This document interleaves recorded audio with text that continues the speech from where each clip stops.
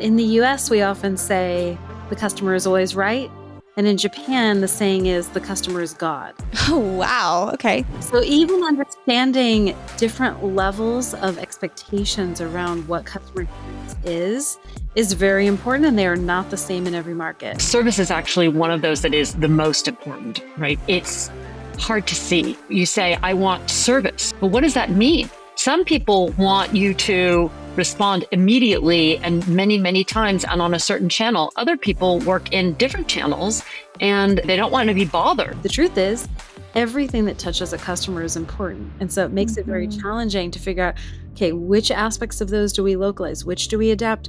Which do we treat with care? Which do we remove from the experience? Oh, absolutely. Statistically, we know that 77% of global consumers prefer to buy from brands that share their values in their own language. When you think about B2B and you have more touch points and you have more people who are part of the buying committee, every little detail of the customer experience matters. If you are building for one culture, one country, and that's your myopic thinking, it makes it very hard to scale later on. Even if you're not a business thinking that you're going to be global, being able to be culturally flexible and agile will still matter because cultural things shift internally in countries all the time. What are you seeing with AI adoption across different businesses and customers around the world? AI is not additive or subtractive, but transformative. What's at stake if I don't do this? What are the blind spots that I am maybe missing if I am not taking into account these different cultural perspectives? Welcome back to Experts of Experience. I'm your host, Lacey Peace, and we've got Rose Shocker here as well. We just got done talking to Katherine Melchior Ray and Nataly Kelly, who are the co-authors of a book called Brand Global, Adapt Local, How to Build Brand Value Across Cultures. And this was just such a fun convo. Correct me if I'm wrong, Rose, but I'm pretty sure this was our first multi-guest episode of Experts of Experience. I think you're right. And it was so cool to have two voices in the room, especially theirs. I mean, they have such versatile backgrounds. Katherine's a former executive of Louis Vuitton, Nike, Nordstrom, Hyatt, and Shiseido, and she's lived and worked in Japan and France and Germany. And then Nataly is more on the B2B side. She was at executive at HubSpot. And this is Nataly's actually her fourth book and second as a co-author. Wow. Yeah. And Katherine and Nataly, they were just so much fun. This is a really fun, entertaining episode to listen to, but it's also super strategic. So if you are, and I feel like this is for everyone, if you're a brand that's already global, you need to listen to this to understand the different things that your local teams might be running into as problems or successes, right? And if you are maybe a smaller company looking to go global, this is going to give you sort of a playbook, a guide of how to do that right, how to think about different values in different countries, how to think about different customer experiences whenever you start to go global. Or maybe it's not even that. Maybe it's that you want to break into a new market, like a different gender, different age group, some other kind of expansion with a new product. All of the things we talk about in this episode will help you think about how to do that right. Regardless of where you're based or where your team's based, you never know who's going to walk through your doors or pick up the phone and call you. This was such a cool episode because it really taught me how much language impacts perspective and culture. I mean, they gave real world examples of how Japanese executives might handle a poor customer interaction versus somebody in the Netherlands. It's so crucial to have a good understanding of how you can globally scale, even if you don't plan on scaling. And adapt your business and brand to a local market, right? So if you've got this beautiful brand story that you've constructed, the brand promise that you've put together, an amazing product, and you want to deliver that, people won't hear that if you're not speaking the same language. And I don't mean that as in you actually need to be speaking the same language as them, but you need to be able to communicate with them directly in a way that they would understand. So they gave a bunch of stories of maybe common phrases or things that we just assume in the US that you go to a different country, they would have no context of what that phrase is, or they wouldn't know what story you're referencing. Their communities are completely different. And one of the most interesting things that I heard was about metrics and how you might have a KPI that you're like, oh, NPS, we should totally be tracking that across wherever we are globally. What if how a customer is interpreting that survey is completely different in, let's say, Germany than in Mexico. So the questions are being interpreted differently. Can I actually then take that metric and side by side compare them? No, you can't, because it's completely different responses and completely different understanding of what's a 10, what's a 5, what's a 1 when it comes to service. Yeah, that's so true. Katherine, she is a lecturer at UC Berkeley Business School, and she spoke to how she is coaching her students to use AI effectively. We talked a little bit about how some teams are struggling right now with completely offloading all of your work or all of your tasks, especially some that are creative, that take creative brainstorming, into a GPT. Instead of doing that, it's actually going to take some work to understand what balance looks like when it comes to AI, and how you can better collaborate with AI tools rather than try to give your entire workload off to a GPT and then it spits out less than quality work. So I thought that was really cool, how from a lecturer and a professor standpoint of how they're working with students to train and develop their AI skills. Katherine and Nataly also talk a lot about what's at stake if you don't do this. Like, if you don't embrace having more cultural intelligence in your company, in your brand, if you don't embrace acting locally while you're global, what's at stake? What would happen? You know, how much money really is on the line? How much customer trust is on the line if you don't do these things? And that said, there's mistakes that you will make when you go global, but how quickly can you learn from those mistakes and apply them to improve the business over time? Okay, before we let you guys get to the episode, be sure to hit that like button, hit subscribe so you're tuned in every week. We have a new episode that comes out every Wednesday. And head to Lacey Peace's LinkedIn page, comment on any of her posts, send her a message, send her a connection request, and let her know exactly what questions you'd like answered and what companies or executives or leaders that you think we should have on the show next. And with that, here's Katherine and Nataly, authors of Brand Global, Adapt Local, How to Build Brand Value Across Cultures. Well, Nataly and Katherine, welcome to the show. Thank you, Lacey. Thank you. So happy to be here. Yeah, I'm so excited to have both of you. And this is our first Experts of Experience interview where we have two people on mic. So thank you for, bearing with me as we navigate having a panel of discussion today. I'm really excited for it. And I would love, before we jump into the content and, the whole conversation we want to talk about today, I would love an intro from each of you. So Nataly, do you mind just doing a quick intro? And then Katherine, we can hear from you as well. Sure. I'm Nataly Kelly. I'm the Chief Marketing Officer at Zappi. This is my fourth book with Katherine, my second Amazing author, and love to be here. Thank you so much for having us. And my name's Katherine Melchior Ray, and I'm the lead author of Brand Global, Adapt Local, How to Build Brand Value Across Cultures. I have had 25 years of working across lots of different brands like Nike, Nordstrom, Louis Vuitton, Hyatt, Shiseido, and Babel. And now I teach global marketing at University of California, Berkeley School of Business. Amazing. Yeah. And how did you two meet? This is sort of a fun story. So in my class, for the first day of class, I tried to give students some easy introductions to global marketing because it can get quite complex. And I came across in Harvard Business Review an article called Blind Spots of Doing Business Internationally. And it had some really salient points that were exactly that. They were ideas that I knew are very true, and they can stump people all the time. And it was written by a woman named Nataly Kelly. And I'm thinking, I should have written this. I love these stories, and it's stuff that I know and I've experienced. And I kept thinking, I wish I had written this. So every year I teach it, and every year I think about this woman named Nataly Kelly. And then suddenly on my LinkedIn, said Nataly Kelly commented on one of my posts. And I'm like, I wonder if it's the same person. And I realized this is a woman who had all this international background like me. And so we kind of connected through that. And then I think she suggested, well, let's talk sometime. And so we had a one-on-one. And in the middle of that, I said I was writing a book, and she offered to help. Wow. So a LinkedIn message, a LinkedIn comment brought you two together. Absolutely. It was wow. Really, and, here I said she'd written 3 books. So when we really discussed, what it was going to be about, we realized that I have a lot of B2C background and she has a lot of B2B background. So it was kind of a natural marriage. And we actually had never met until we'd finished the book in person. Oh my gosh, you're kidding me. You're kidding me. Yeah. When did you guys start writing it? What year? We started it last year in spring. So 2024, around March. So you didn't even have the COVID excuse. Here I was thinking, oh, they must have written it during COVID so they couldn't meet up. And you guys were just like, no, we're going to do it virtually. That's funny.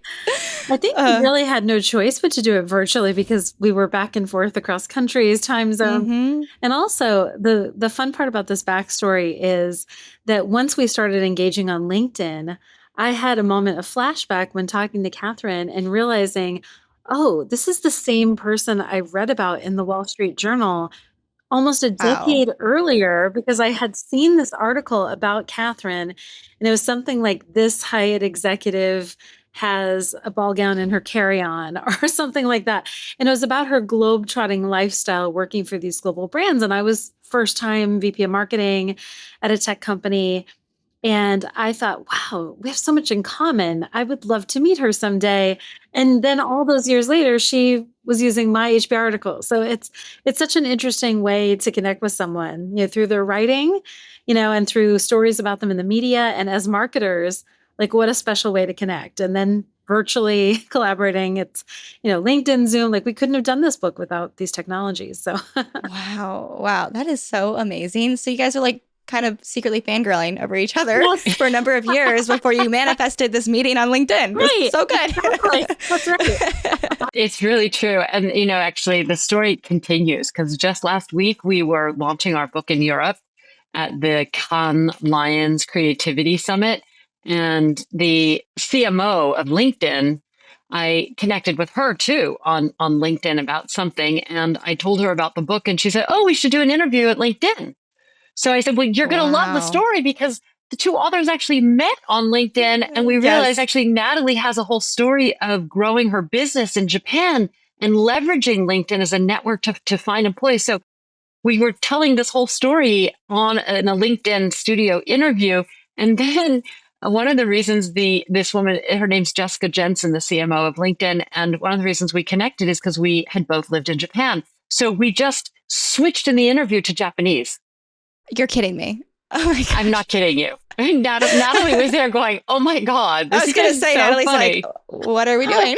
Well, I studied Japanese too, but I don't speak fluently. I've never lived in Japan, been to Japan. But when I heard them start to speak Japanese, I was like, I was a Japanese student in Japanese. That's like all I could say. But they had a full-on conversation and then did actually a bit of an interview in Japanese. And I was like, just standing there nodding. Yeah. Oh man. I don't know if I can top that with this interview, y'all. That is really cool. So amazing. Well, I do want to dive into your guys' book a little bit because, obviously that's why we're here. That's why we're chatting.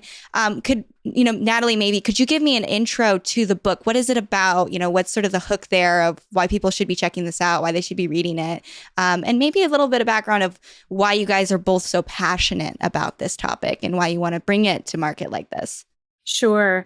This is a book about branding globally and building a global brand and adapting as you go into new markets and how to create that long-lasting relationship between brands and customers across cultures. And Katherine actually had the idea for the book and was involved with the publisher long before she met me and was working on this based on largely her experiences, but also those of other business professionals who are involved in building these local presence, brand presences in markets while being part of a big global brand. I contributed the chapters on tech and B2B because that's more of my experience. I'm not a B2C marketer. Haven't done that. I work with a lot of customers who do that today in my role at Zappi. But that is kind of the origin of the book, to help people understand how those lived experiences really translate into building lasting brand value across cultures. And I'll let Katherine chime in here as well, since she had the whole notion of writing the book to begin with. But yeah, I'll say that having done it right for many years, I lived in Japan for 9 years under 3 different assignments. I've lived in France twice under two different assignments, and I've lived in Berlin for assignments. So all having lived in all of these different markets, or even when I was working at Nike or Hyatt in the United States, the challenge of building a brand is hard enough. You're trying to really figure out what's your brand's about, what your values are, how to make sure that it penetrates all aspects of your activities within a company, within your teams, and around the world. But then when you're really working in a specific market, the challenge is how do you bring the brand to life in that market? Yeah. So whether you're on the ground in that market or in headquarters responsible for that market, you've got to really go deep to understand the consumers in that market and what their real needs are and how to express the notion of the brand through the cultural prism of that culture so that it lands in the same relative space, even if the way you communicate it is different. Yeah. Yeah. So why do you think, and Katherine, we can start with you on this, why do you think cultural intelligence like that is so important for CX? Like, how does it affect customer experience? Because a lot of our audience are customer experience leaders. And they might be just in one part locally in the US, for example, or they might be managing brands that are global, or they might have multiple different locations in different parts of the US, which also has its own different cultural expectations. So like, how does this cultural intelligence play into CX from a consumer perspective? And then Nataly, I'd like to hear how it, affects B2B perspectives. It affects everything. Service is actually one of those that is the most important, right? Because it's hard to see. It's hard to grasp. You say, I want service. You're all using the same word, customer service. But what does that mean? Some people want you to respond immediately and many, many times and on a certain channel. Other people work in different channels and they don't want you to, they don't want to be bothered. Just handle my issue, but don't be too extroverted about communicating all the time. So we try to explain what it's like in various cultures around the world, because sometimes it's easier to really understand these explicitly different cultures and their preferences to realize that all of that insight of how they want to be treated are tools and information we can use for various micro communities in the United States. And Nataly, I'd love to hear how it affects B2B. Yeah, I mean, it's interesting because when I was at HubSpot for many years, working on growing the global brand and leading international expansion. And one of the things that I learned when we moved into the Japanese market was that in the US, we often say the customer is always right. And in Japan, the saying is the customer is God. So, Oh, wow. Okay. right. So even understanding different levels of expectations around what customer experience is very important, and they are not the same in every market. I will tell you, when I lived in Ireland, which my husband's from Ireland, I've been visiting Ireland for many, many years, more than 20 years. But when I lived there as a local consumer and I would walk into the Irish grocery store, I would get annoyed because I was trying to buy something and there's somebody there stocking shelves and blocking me, and I just need to get in and out and get what I'm buying. Well, because labor laws are different there and how brands and companies treat employees is different.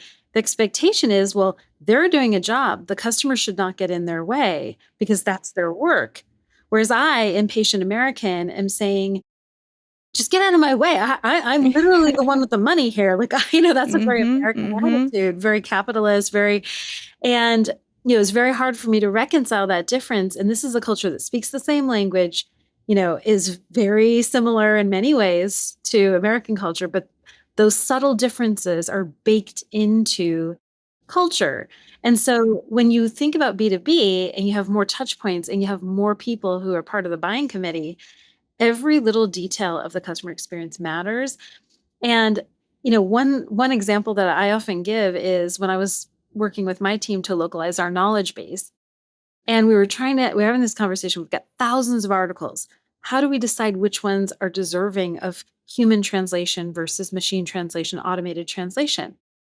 Well, how do you assess the value of that? If somebody's got a problem they need to solve at that moment, even if there's only 5 people who need that per month, that's a high value article.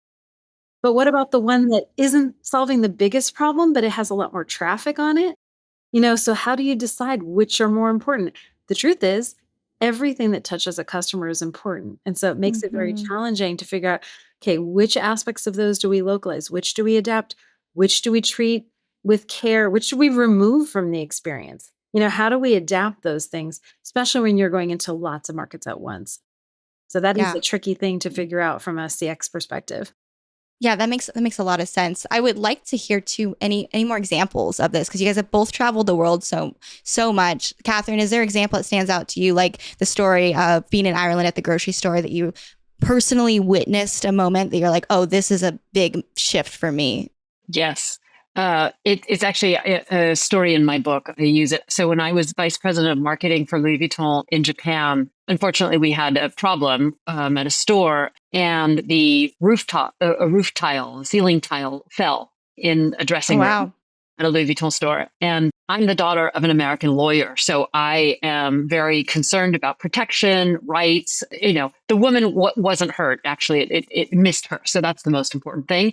And I was very, very concerned about this. And the Japanese were like, oh my gosh, we need to do something. And so we all agreed we need to do something. She'd been taken to the hospital. She was cleared. She was fine. So again, it was just emotional trauma. And one would not ever expect this, of course, at a Louis Vuitton store. And so we met as a C-suite to decide what to do. And I'm thinking, okay, we need to get, lawyers involved. We need her to issue a statement. He's not going to sue, blah, blah, blah. And the Japanese were like, we're going to bring her a melon, a honeydew melon. Oh my gosh. Okay. Excuse me? Like, I'm thinking legalities, due process, litigation. And they were thinking, this is certainly melons are a luxury fruit in Japan. They're often served at the end of a fine meal, beautifully cut and served, and they can be over $100. Melons, $100, $200. They're sold in boxes with padding, and the little stem has a beautiful little red thing on it. And it's incredible. But it was a completely different orientation about customer service. And in Japan, it's all about the relationship. The relationship with the consumer is so important. And Americans are always very transactional. We're concerned about speed, efficiency, and we don't necessarily think of it as a relationship. When I first was helping businesses go into Japan, before the internet, when people were buying mailing lists in the United States for direct mail, Japan was that would never be. You wouldn't sell a customer list. A customer list, like she said, the customer is God. You don't sell your list. It's like selling your family. And so the relationship aspect of a brand and its customers is on a whole nother level. It's interesting to look at it that way because it reflects something we talk about in the book, is trying to understand the relativity of different cultures.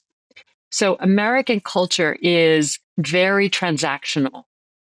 I paid this money. I want these services. This is what I get for it. It's a barter relationship. And most other cultures in the world are about relationships. And so the whole notion of, are you going to stand by your product after it? Are you there for it? Will you see it through my use case and be there, even if it's a much longer period?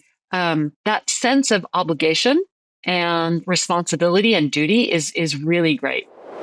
Sometimes scaling means giving your people the backup they need to crush the big stuff. That's where Agentforce comes in. Agentforce gives your team a smart digital workforce that actually gets work done. These AI agents answer customers, route requests, and hand off complex issues to humans seamlessly, all with the full context of your Salesforce CRM. They're not guessing, they're not hallucinating, they're acting on your data and the rules that you set. The result? Faster service, less chaos, and your team gets to focus on work that truly moves the needle. All momentum, no burnout. Visit salesforce.com/agentforce.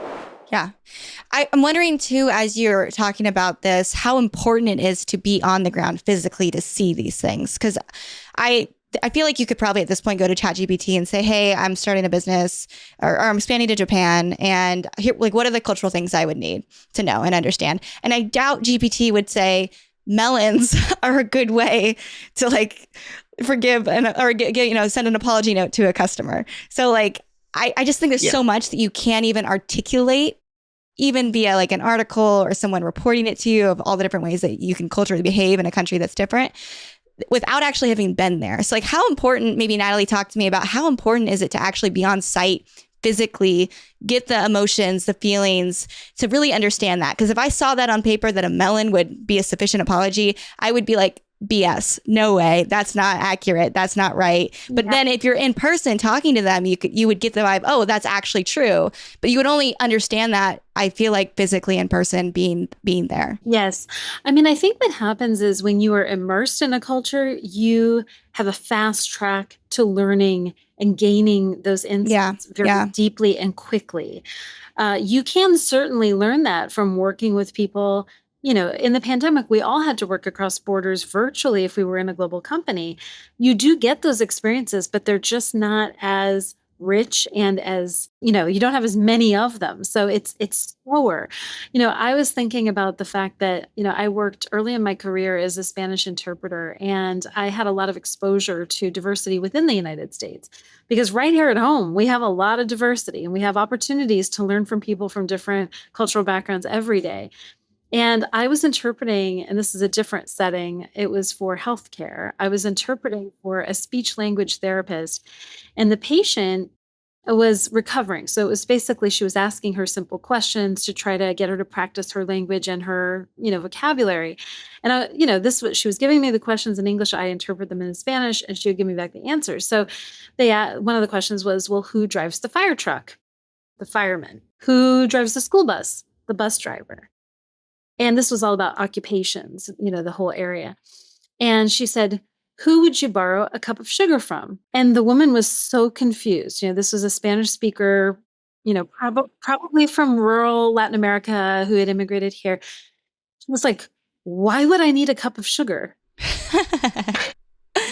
Oh, man. That would be such a Midwestern baking type culture, you know, maybe the South, like, I know, because I grew up there with a baking family, that's who you borrow a cup of sugar from is your neighbor. But that's not a cultural practice that exists in many places. In fact, probably a lot of places in the United States, you wouldn't be able to ask that question and get the same answer.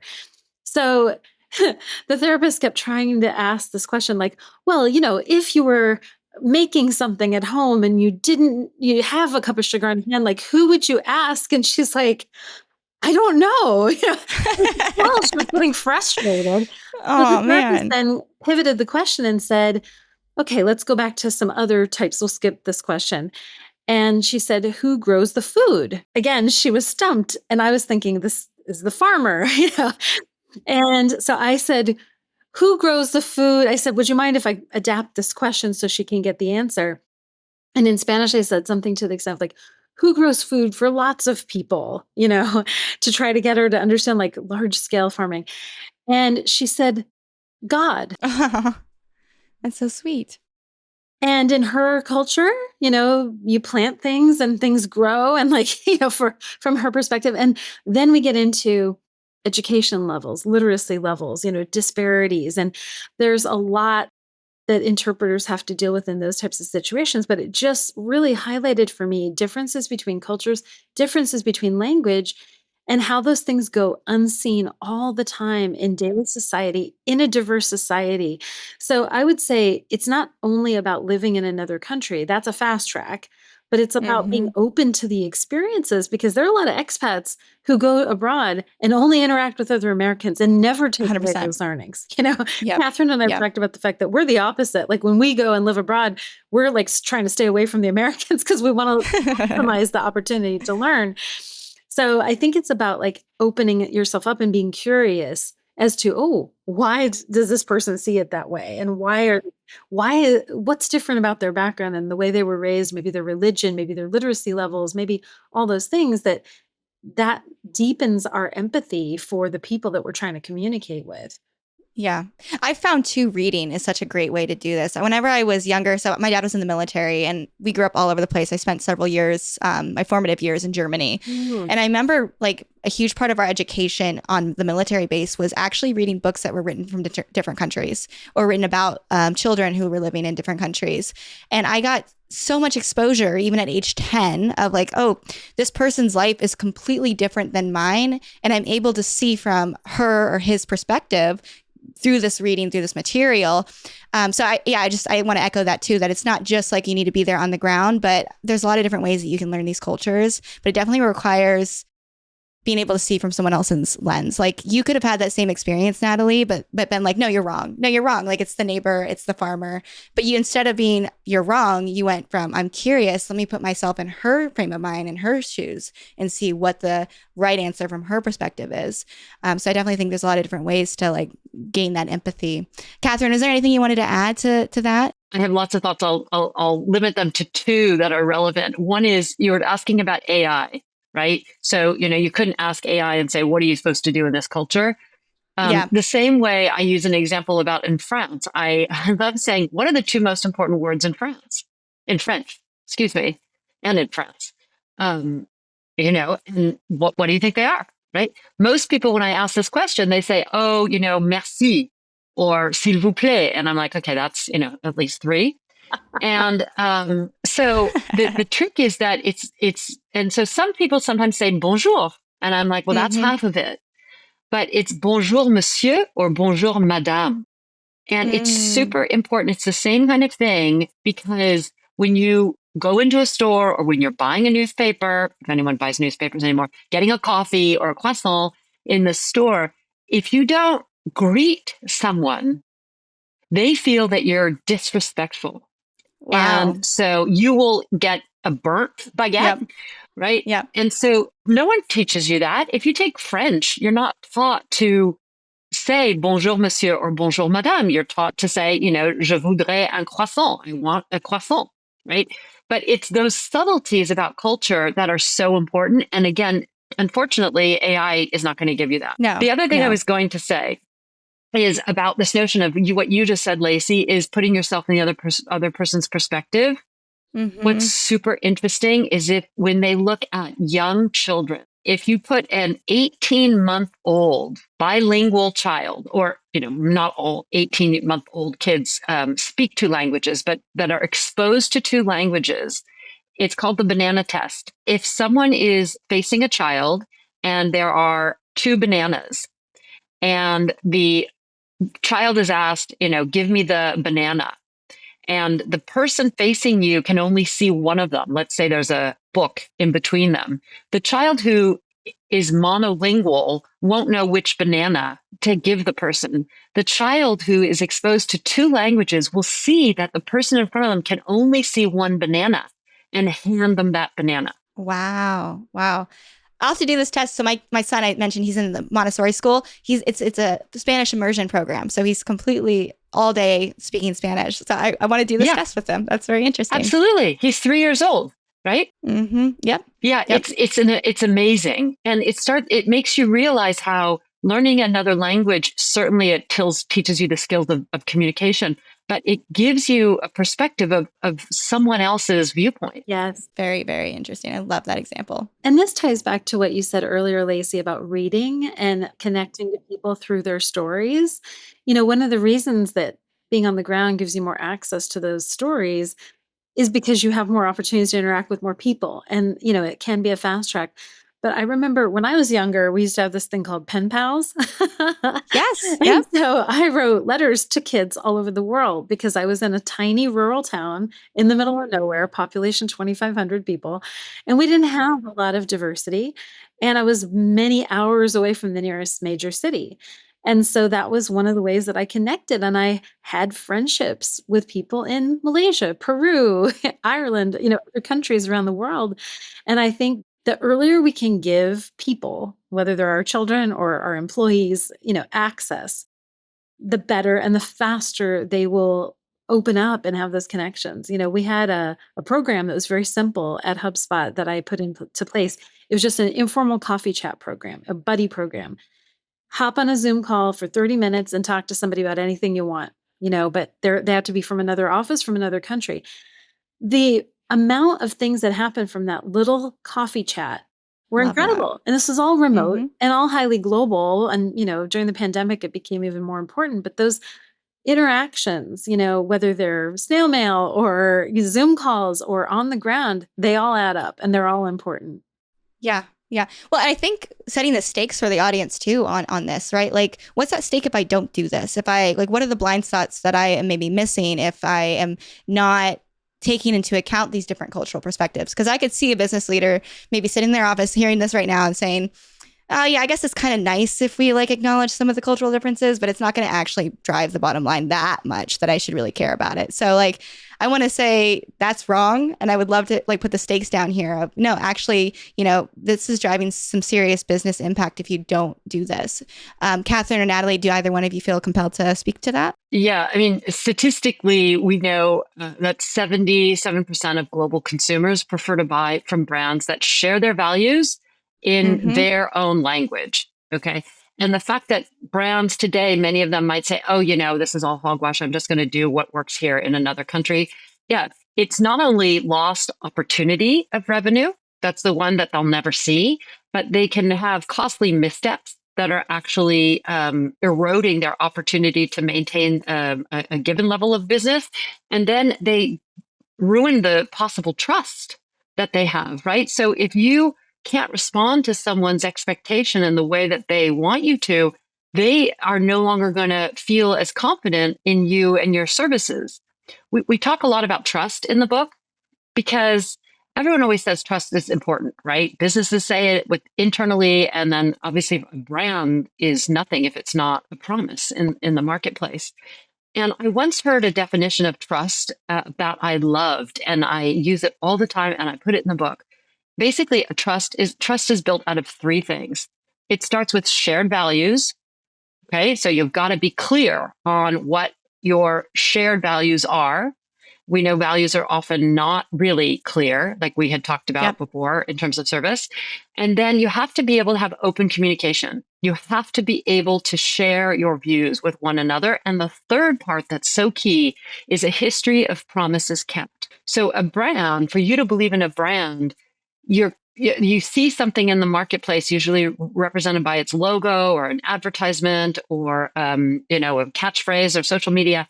And all of the things you see are offering some kind of a promise, right? If you buy this brand, if you use this, you will get some kind of service or satisfaction. If the brand doesn't deliver that trust is broken, right? So trust is really important for any brand and for any relationship. And it's that much more complicated when you're dealing with values that are subtle and slightly different in different countries.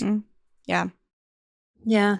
I was going to add in terms of, what will the CEO say about why any of this should matter? It's everything Katherine said. I think it's also the fact that if you don't do this, you incur a debt that is very hard to pay back later on. So if you are building anything, a team, a business, a product, a marketing campaign, and you're only thinking with your proximity bias of I live in this country and this is the culture I'm familiar with, it isn't scalable later on.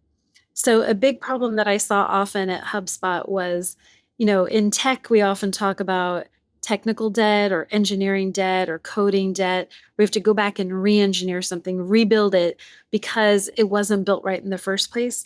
I talk about globalization debt. If you are building for one culture, one country, and that's your myopic thinking, it makes it very hard to scale later on. So if you sometimes can do things 10% differently, it will save you 1,000% of rework. Then it takes just a tiny fraction of more work to set it up right from the start so that you have global extensibility than it does to later go back and re-engineer and rebuild. Getting the framework right up front and the mindset right up front to make it extensible into more than one place is so important. It saves businesses so much time and cost. It's incredible if you do it thinking global from the start. Well, and even if you're not a business thinking that you're going to be global, maybe you're not planning on that. Maybe you're like, what I'm offering, I'm specifically trying to be local. I'm trying to be in the US. This is what I'm doing. Being able to be culturally flexible and like agile will still matter because cultural things shift internally in countries all the time, right? So like if you build this business and you're very set and these are the values and this is how we run our company and this is how everything is done and we're not going to change, we're not going to expand globally, that doesn't really matter because in 10 years, the cultural values of your current country might be shifting. So being able to have that ability to be agile out the gate and build it from that perspective matters no matter what you're planning to do, whether you're planning to expand globally or stay local. That's right. And even if you're planning to stay local, what if you want to target a different segment of the US market?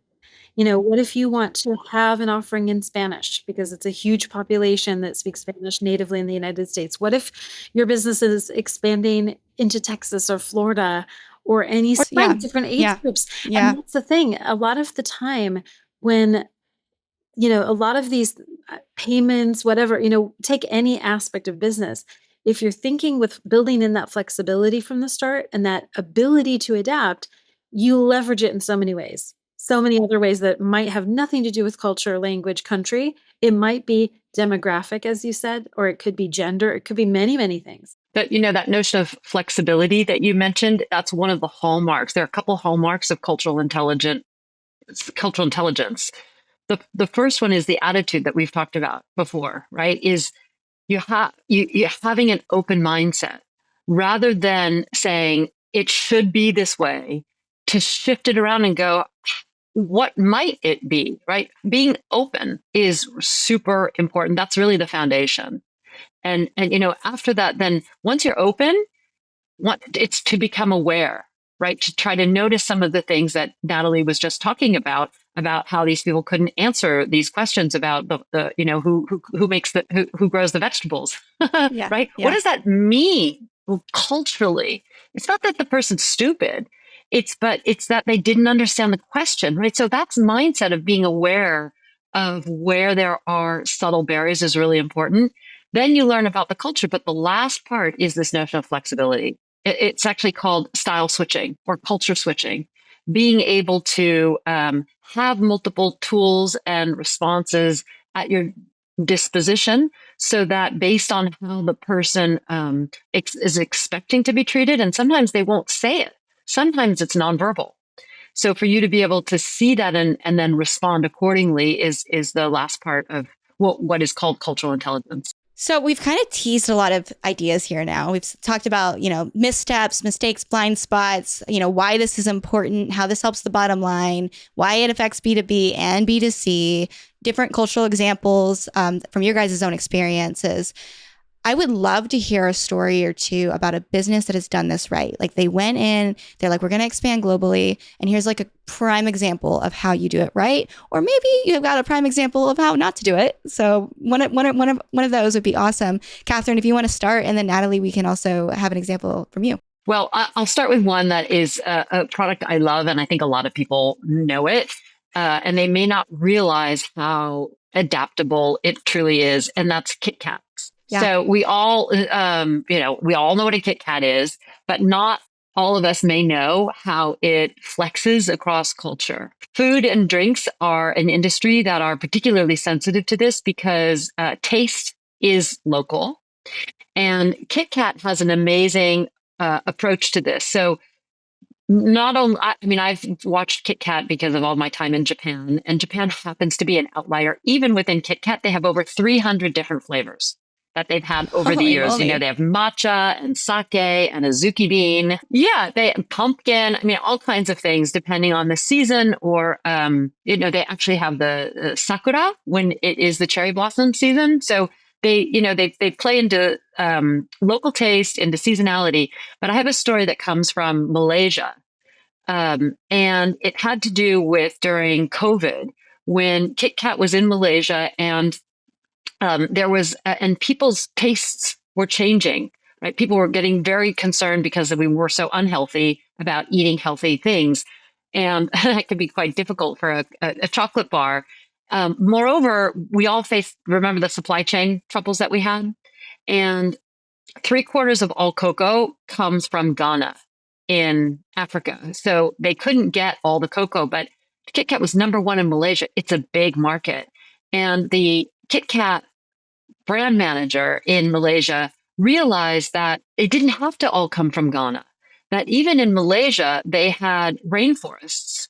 And those rainforests were traditionally growing palm oil, and they could work with farmers to stop the bad part of palm oil that we know is sustainably toxic, and instead shift the farms to build it to create cocoa.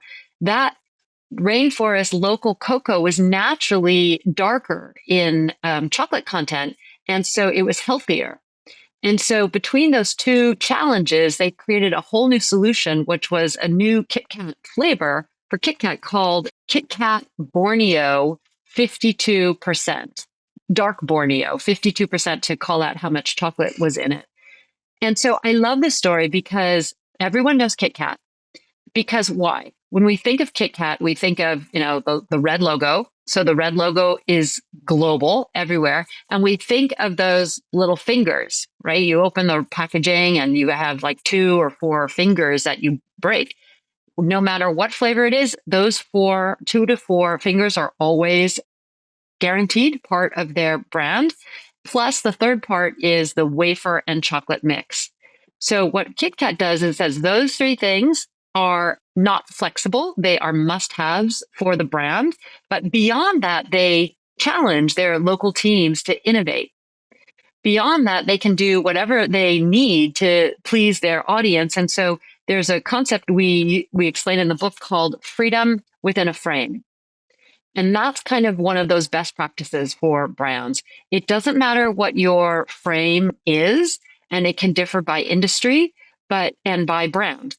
But in this case, for Kit Kat, their framework was those 3 aspects that were not allowed to be changed. But beyond that, then the teams were, challenged and motivated to get creative with it. Oh, I love that story. And now I'm hungry for a Kit Kat. So thank you, Katherine. I haven't had one in years. Me too. I'll share something that may be interesting for listeners on the CX side about HubSpot going into Japan, which I write about in the book as well. And it's kind of a funny story because I was heavily pregnant at the time. So my launch date was right over my due date. So I was trying to make sure we got that launch right and before my baby arrived. Oh my gosh. Yeah, it was quite an interesting experience. But what I wanted to share that I think may be of interest to listeners on this topic of how to get it right and how brands get it right is many of your listeners will be familiar with NPS or Net Promoter Score as a way to measure, customer satisfaction, have an indication of, how likely people would be to recommend your brand. And we localized that question for all of our different markets and did the Net Promoter Score survey. And what was very interesting was that we realized, you'll never get a high score in Japan because there is no such thing as perfection. So you're never going to get the high end of the score. And the way it's calculated, that means like you're not going to have many promoters, if any, in that market compared to the US. So the benchmarks are actually different. And we also saw that in Latin America, the scores were incredibly effusively high, no matter what we did. Like people would score us like 9 or 10, like they were promoters, but they'd say, but you failed at this, and that in the comment. And so it was very confusing.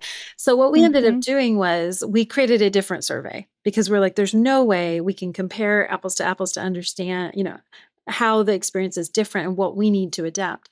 So my team developed a customer satisfaction survey that was easier for people to interpret in a similar way across cultures, but the tool itself needed to be adapted to even get the feedback in a way that we could actually. Yeah. And so that just goes to show the extent of cultural bias and how much that's woven into our daily practices. We're like, we'll just use the same survey tool and the same way of asking the questions. We couldn't use that. In fact, even though we localized and adapted the survey questions perfectly, the core question is, how likely are you to recommend us to a friend or colleague? People would say 0 because I don't have any friends or colleagues that use this, that need this. They were literally detractors because they didn't interpret the question the way we thought they would because they're not familiar with the question. So it taught me so much about how important it is to really think about every detail of how are we asking the question? What type of feedback are we trying to get? Is it going to be actionable? So we had to just throw that out for certain purposes and use something different and use it globally to really uncover why is this aspect of the experience in this country so poor, or where can we elevate this, or what are we doing right in that market that's so good? Can we borrow that and take it to this other market? This is really interesting because what you learn is, as a company and you're going into new markets, you're at a different stage of your journey in each market. So even though you might think, oh, well, the way we do it in the US is this, how long have you been in the US? 10 years, 15 years, and it's your first year in Japan, your second year in France, you're at a different stage. So the techniques should not be the same. The tactics should not be the same. So I call out HubSpot as an example of a company, B2B, that did a lot of things right, but also had a ton of painful learnings along the way. I think every company that goes global has to have those moments of failure, the lessons learned. That's how you grow. That's part of the experience. Yeah. Yeah. And I think there's an interesting, well, I'm glad I'm glad you mentioned KPIs and metrics in that, because I had not thought about that. And that makes total sense. So having lived in Germany, I know like the way that people respond to things is completely different. There is no such thing as perfect. Like you got a C or 70%, you did well. That's great. That's fantastic. You did great. Like you would have to blow me away, pick me up in a limo, like hand delivered my favorite food to my door to get an A or 100% or 10 out of 10 score, right? So like totally think that's a fair thing. And I'm glad you shouted that out. But I'm curious too, from like a technology perspective, because you mentioned technology being a little bit different and how you would roll this out.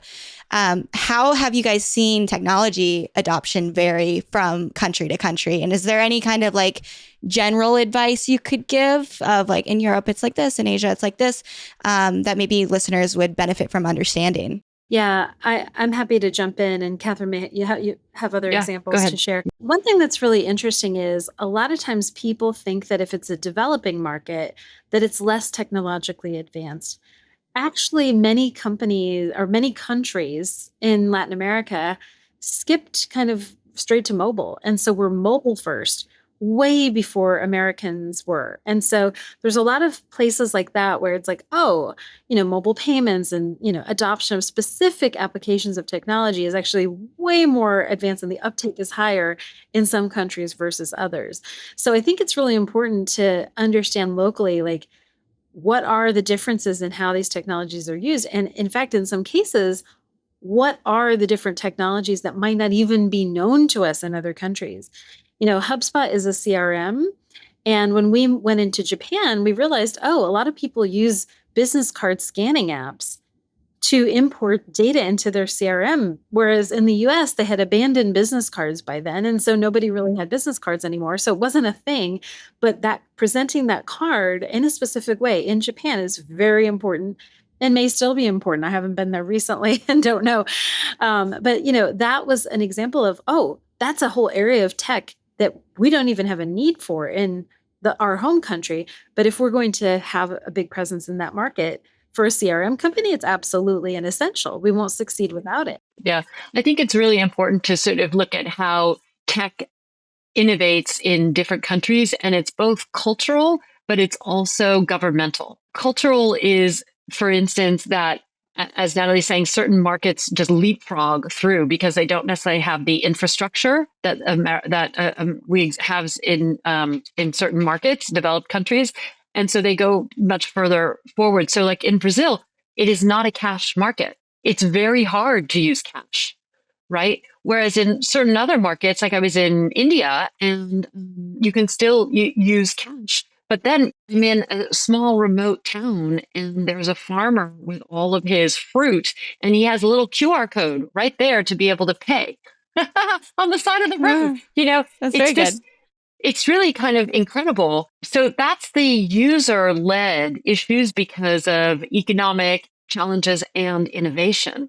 But on the other hand, there's also the government, right? So privacy is controlled by the government. So in Europe, there's a very, very strict privacy laws that are protecting the consumer. And the United States is much more open and loose about that. And Google's vice president of global marketing, Marvin Chow, who is also in the book from previous work he had done. But he talks about how, because of that, Google is not spending as much of its focus on the EU, right? They can't be as active and penetrating the market. And so from their perspective, from a business innovation, they're going to focus on the markets where they can move faster. Whereas from the consumer perspective, I lived part of the year in France, and I kind of like the fact that I know my personal information is protected. We all expect fast service now, but inside most companies, speed is still a struggle. It's the approval chains, the handoffs, the who owns what debate. Agentforce cuts through the mess and actually takes action. It talks to your customers, crushes tasks, and keeps things flowing, all based on prompts and rules that you set, so your customers aren't waiting and your team isn't stuck in the weeds. Speed isn't just a nice to have. It's a competitive edge, and Agentforce helps you deliver it 24/7. Learn more at salesforce.com/agentforce. Out of curiosity, is there an activity or a routine or a hobby in your personal lives that you feel like sharpens your professional tool set or positively impacts you creatively or strategically? I mean, I think about both your backgrounds and how versatile you are. You're both writers, like Katherine, you're a lecturer, you're both executives. So I was just thinking about, I feel drained after my 8-hour remote workday. And so I'm like, oh, I wonder if there's something in your personal lives, anything like a routine or an activity that energizes you and positively impacts you creatively and strategically. I have one to share. I think language learning is a critical one because it actually does help your brain develop at any stage of your life. It's good for you when you're young. It's good for you when you're aging. It's good at all stages. And I think what I love about learning a new language is it does stretch my brain. I can literally feel my brain struggling. I often lose interest in a language once I become proficient enough to have a conversation because I'm like, oh, all the hard work's over now.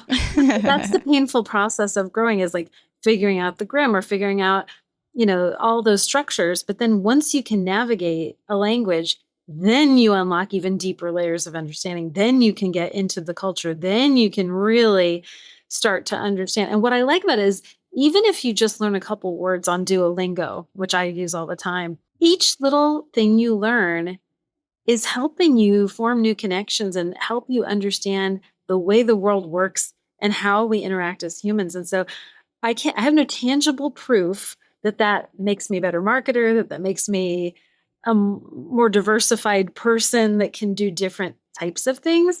But I do believe it's linked. I really do, because that's been a passion of mine my whole life. And I think language is how we connect. It's a reflection of culture. It's literally the way we can have relationships with other people is through communication. So without language, you can't have that. So I do believe the more languages you can unlock, the more opportunities you can unlock. That's so cool. I can tell you that that's true. I was CMO at Babbel, Duolingo's competitor.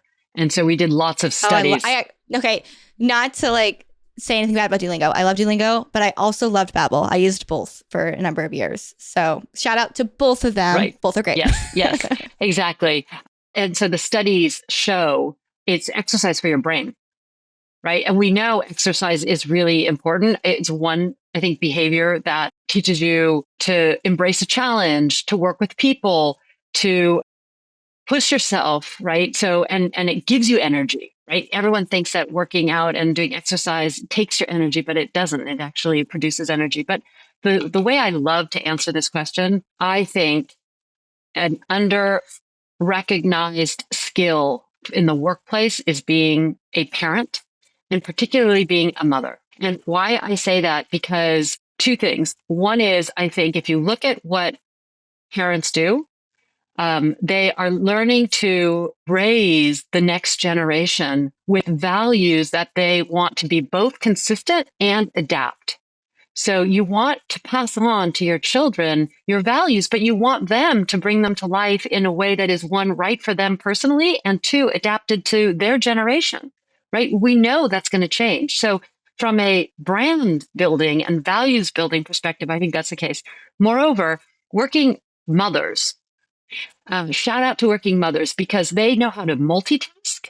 They're incredibly efficient. They are spontaneous and flexible. And when someone is sick or needs something, they know how to respond. And I think that working parents and working mothers in particular have gotten a bad rap over time, because I think that we are in a society that has traditionally not really wanted that. But again, I think when you look at it for what it is and you see the parallel applications for all the skills that are being developed at this time, you realize that actually the truth is being a parent has numerous benefits to being a manager.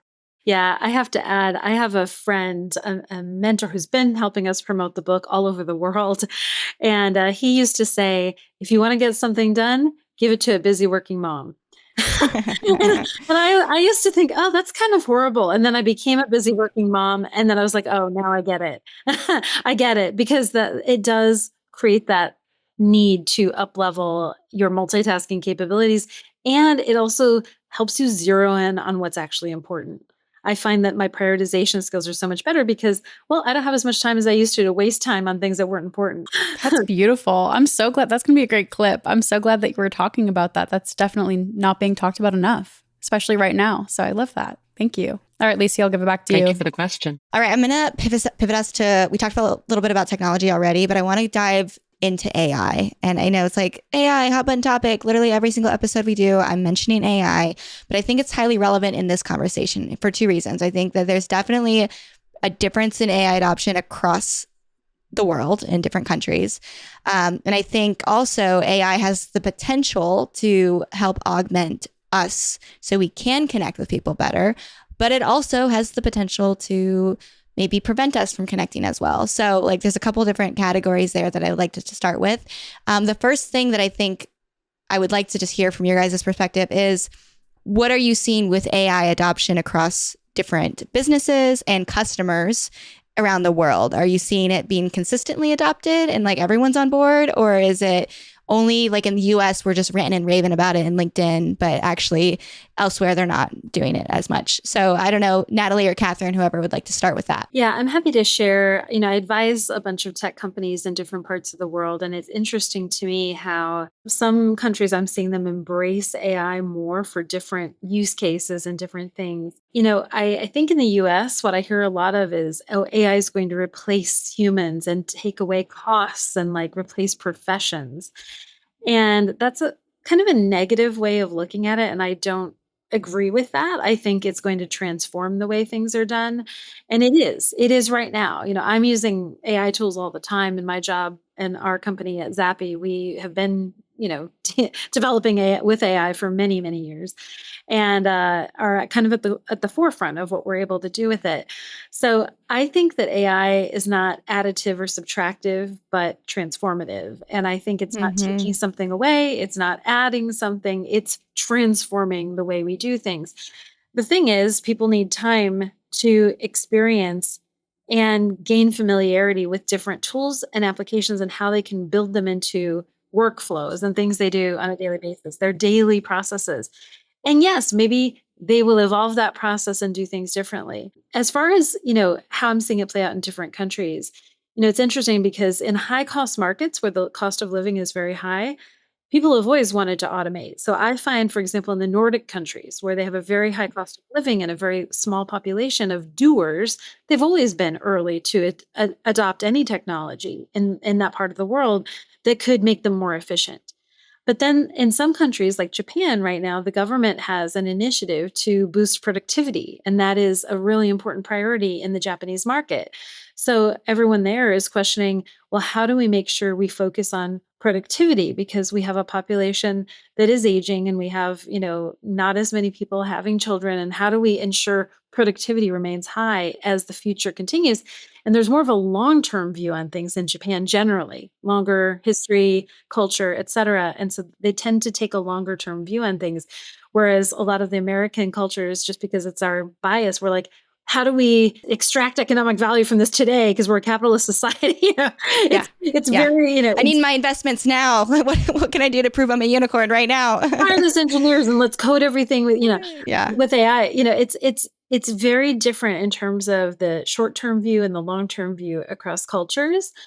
What I will say is I'm actually very encouraged about AI. I think that the one concern that I have as I'm seeing people, and especially younger generations, use it is we don't want to phone it in and leave everything to AI. You know, what I'm seeing sometimes people do is Yeah. you give them an assignment, they'll just like put it into ChatGPT, see what it spit out, and then copy and paste that into an email and say, here's what I came up with. Well, we have to apply human judgment. And we also have to realize every circumstance is different. And there's no way that a generic, untrained AI tool, unless you feed it lots of context and information, is going to have a relevant response that's better than what a human can come up with all our additional knowledge of the circumstances, the situation, our go to market approach, our product, our people. That's where humans really need to be careful not to over index on AI, because I think it has the risk of making us a little lazy in our thinking. And we Oh, need to make sure absolutely. that thinking is sharp. Yeah. So I'll just jump in on that briefly to say it's all about how you use it, right? Just like anything. And the framing is so important, and learning from it is so important so that we don't shortcut ourselves by outsourcing things. And I use the example of Google Maps, right? If you ask young people today what's north, south, east, or west, or come out of a subway station and turn north, no one knows how to do that. They have lost their geographical awareness, and it's because they're outsourcing that skill from their brain. So there are wonderful aspects of Google Maps. I use it all the time. But I think it's also important to marry it. And so in my classes, actually, I have been using AI actually for several years. And what I have the students do is I have them answer a question 3 times. Once they do it on their own. The second time they use AI. And then the third time they combine them, and I ask them to do a reflection of what they realized in using AI. It doesn't mean what did you miss? It's what did you realize? And often they realize, oh, AI was really good at helping me get this and this and this, but there was no personal viewpoint as to a judgment. If this is good or bad, there was no context. And I think that's the key, because we interviewed a PhDs for the book as we were finishing it in the conclusion. And they said the exact same thing. AI is so incredible, but it doesn't get context. And that's where humans, luckily, have still an important role to play. I love that you're doing that in your classroom. I think that's really important. I've heard mixed opinions from professors that I've talked to who are like, it's not in my classroom. I refuse to let students get the easy way out, And I find that completely bogus, because this is going to be something that's going to be in people's work lives. Like, they're going to leave college, they're going to graduate, they're going to start working. They need to know how to use this. Like, we shouldn't be guilty or ashamed that we're using this tool to help accelerate our learning, if in fact we're using it to accelerate our learning and not just to copy and paste the output, right? So I commend you, Katherine, for doing that in your classroom. I think that's great. It's like any tool. It's like any tool. I mean, as a marketer, as I said, I started before the internet, right? And luckily I started in direct marketing. So the same mental rigor of looking at data to understand response-driven actions is super important. And then you just apply it to a new tool. And then, it was before TikTok. And then TikTok, I had students who said, like, what is marketing? They're like, TikTok. Like, okay, Yeah, well, that was the latest flavor of the year, and there are always new tools, always new tools. And what I believe is that future leaders, the leaders we're teaching, we have to teach people how to always learn. You have to always learn and test new tools. And as we get more and more dependent on technology, the second thing we have to do is double down on our humanity. Because at the end of the day, we are humans. We are not robots. The people you're working with are humans, and we still respond to human gestures and that relationship aspect that we talked about early on. Yeah. It's so interesting. I know we're all moms, and I just read an article about the fact that a lot of parents of young children are now getting landlines installed in their homes because they're worried about their kids only interacting with each other remotely on apps and things and messaging instead of having like the ability to talk to someone like we used to. And I'm having all these experiences because I'm that bit older, that we mentioned like pen pals and snail mail. And when you write something physically, it does help you remember it more than if you're just taking notes or dictating or any of that, because there's a connection between your brain and your hand, and that's imprinting it in your brain in a way that you can't do without that tactile element. It's so interesting because we talked about the additive, nature of these technologies as they're coming along. I think the secret will be in figuring out, where do we apply those and what's the benefit versus, choosing some other way that might be an old school way, and I do this all the time. I remember a time when we used to leave voicemails for each other. I was like the queen of voicemail because it was fast, it was easy, and I could do it anytime, anywhere in the world, and I knew they would get my message. And it was great. It was hyper efficient, much faster to speak than to type. So I still do that now with like Slack audios and WhatsApp audios. Voice messages. Yeah. Yeah, I mean, Same. because it's hyper efficient, and I'm I a can busy vouch working for it. mom. She's doing it to me all the time, audio. Sorry, sorry, not sorry. But yeah, it's good and it's bad. But how do we use which method in which context? We have more tools available now. I think the secret to really leveraging them properly is going to be intentionality. We do this for this purpose. And I've even thought maybe I should get, a landline for my kids. Wouldn't that be cool? But how do I make sure the other moms are also doing like, and what if they're no longer friends with them, and then they don't, I don't have a landline buddy, but it's interesting because that does have a benefit that I think we just don't think about, is like, oh, this versus that. Which one am I going to lean into and leverage for a specific purpose? Well, and it doesn't necessarily have to be versus, right? It can Right. be and. Like, Yes. I have a landline and I have my iPhone, so I can FaceTime grandparents far away, right? Like, but it's like, when am I choosing to use which one, and why and how? And I love talking to other moms about this because it is very intentional. I feel like most moms, and I hope it's most moms, and maybe it's just the community I'm in, we are thinking about these things. We're being very intentional. Social media, when am I going to introduce that? How am I going to introduce that? Because I don't think it is like I can forgo everything. I don't think we can just put a bubble around our children and say they'll never have access to AI or to phones or to video games or whatever.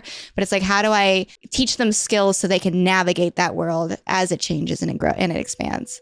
And I know we're getting to parenting advice, so I do want to bring it a little bit back to our AI CX discussion before we do close out. I had mentioned a little bit earlier that I am interested in how AI might be changing our ability to communicate more effectively with other people in different countries. So are there any tools or things that you guys have seen recently that has like actually supported, maybe it's sales reps or it's marketing teams, that has actually helped them, not just like we think it might, but have you seen any results from these new AI tools that are supporting people as they try to globally expand? Yes, I definitely have in my work at Zappi. One of the things that's really interesting is it all kind of leads us back to a question of data.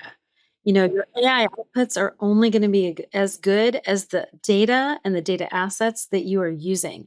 And so initial kind of AI hype curve, everybody was like, oh, we're so excited about all these possibilities. Then to get maximum leverage, you have to start to look at, oh, our data asset is going to require a bunch of cleanup. And oh, if we want to marry this data and this data, oh, we have to actually look at what fields we want. And like, it's boring work that nobody wants to do. Yeah. And so it's like, oh, we went from the sexy AI to like the underlying boring data work that has to be done to get the most out of the sexy AI tools. So, I think a lot of the more nuanced conversations about local, and how do we leverage it for a local market are related to the data structure question, because unless you can segment the data by market, you're not going to be able. And the other thing that's interesting with AI is it's developing differently in every country, because there's different sources of training data, just like the internet. The internet still is not equitable in terms of access, because a lot of what's out there is going to surface US English-based content, even with Google search. Same thing's happening with AI right now. It's indexing toward the people who have the most content.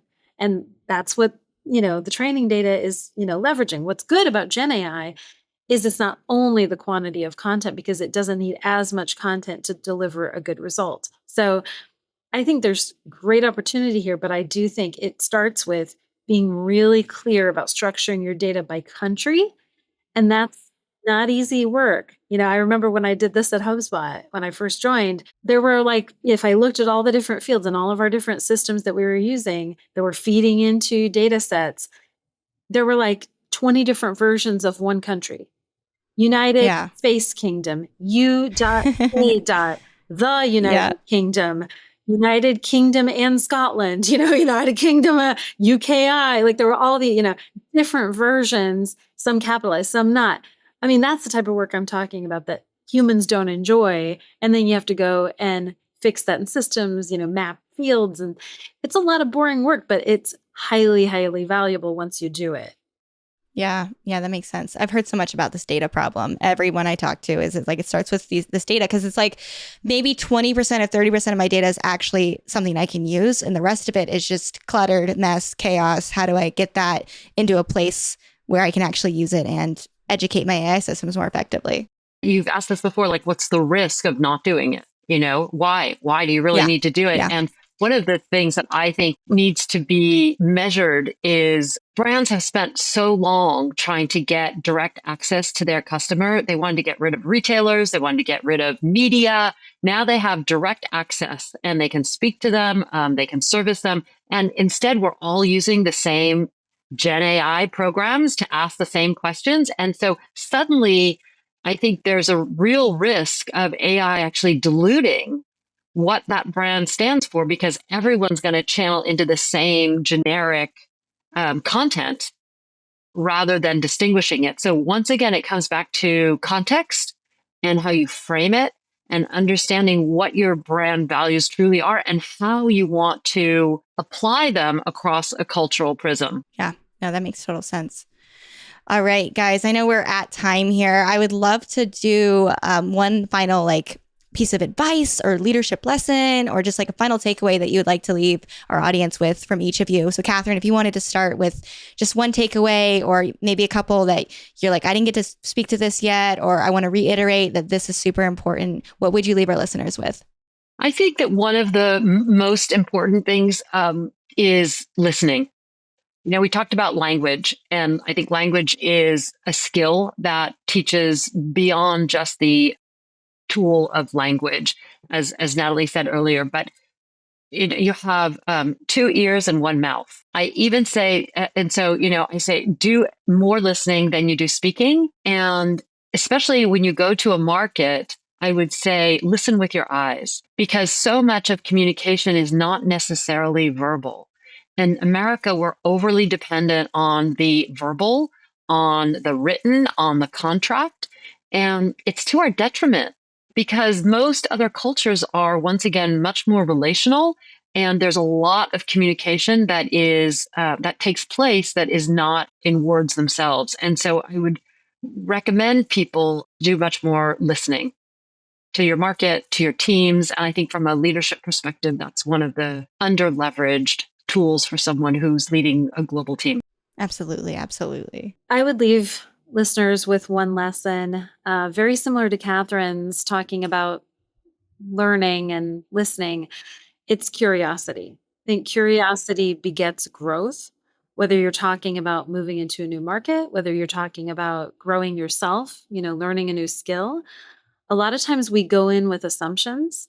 And it's very hard to shred our assumptions and leave them at the door and be curious and ask the right questions. And the more curious we can be, the humbler we are, assuming that we don't know and that there's a lot more that we don't know than we think. Leaving that at the door and just starting with a beginner's mindset and curiosity is so important when you're moving into new cultures, moving into new markets, moving into a new job. It's really important to have that. It's very hard. The more experience you can accumulate, the more you think you know. But that's a false pretense. We always have to start with assuming there's a lot more that we don't know than what we know. Absolutely. I always say the more you know, the less you know. Because I feel like just every time I learn something new, I'm well, now there's a whole bunch of things underneath that I get to learn and expand on. And then there's more and there's more. And it's this endless rabbit hole you can always dive into. Well, guys, this has been an amazing conversation. Where can listeners find your book if they're oh my God, I need to read more about this. I'm so interested. I'm intrigued. I want to buy it. I want to order it. Where should they go? There are multiple places that you can get it. Barnes and Noble is available, or you can go to Amazon in any of your in any market, and then you can also go to our publisher Kogan page. Awesome. And can you just state the title again for anyone who's listening that didn't see you? Just hold that up. Brand Global, Adapt Local: How to Build Brand Value Across Culture. Perfect. And there will be a link in our show notes, y'all, that you guys can click and check it out if you're listening and want to submit an order. All right, Nataly, Katherine, is there any last place you would like to shout out? Maybe like follow you guys on LinkedIn. Is there anything that our audience should do to stay in touch with you guys? I'd say, it's my first book. And I remember a couple of weeks ago speaking to the first group, a group of students from Colorado who had already been using the book. And there was nothing for me like speaking to, I speak to students all the time and been leaders in various businesses, and to speak to people who have actually read the book and learned some of these ideas and can contribute their own view. I would say if you read the book and it touches you in one way, it gives you some thoughts, please share it with us. We love hearing from you. In the same way, our curiosity about other cultures is our curiosity about what other people think. I think we can all learn together.